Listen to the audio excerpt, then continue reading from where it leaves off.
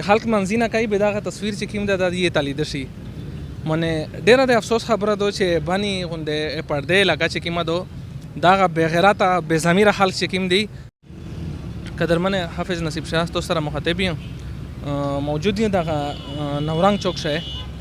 دا ځکه تاسو ولیدلی د ځای ماشاءالله ډېر کوشله جوړ شو و دا ځکه اکثر د تبلیغ الملګري چې کوم دي دا چې کله دی ایونټ ته سي بیا دا ځکه دی نوس وي بیا په داسې کله مزدګار لمونځ پوره شي کله د ماشوم لمونځ پوره شي بیا دا ځکه دی جمع کوي.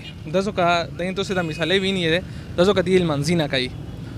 او دا ځکه بله ورځ ماته یو کس میسج وکړو چې حافظ صاحب دا ځکه اوچ مخامخ دا تصویر لګوله ده د ښځینه وله چې خلک منځي نه کوي بیا دغه تصویر چې کوم ده دا یې ته لیده شي.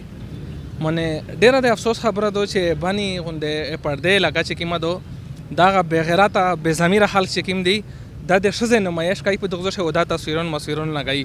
دا خو ډېرې دا پنجاب شوی لګېدل خپل د کمپنۍ اډورټایزینګ چې کوم دا وي دی ښځې په تور باندې کوو چې ښځې وې هغې نمایش وې کوو.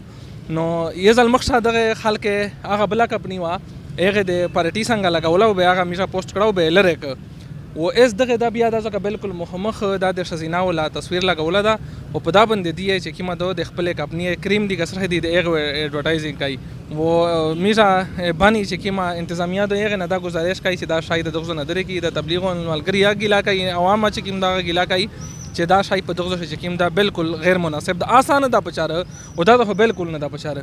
میشتو سره اجازه غواړي د الله په امان.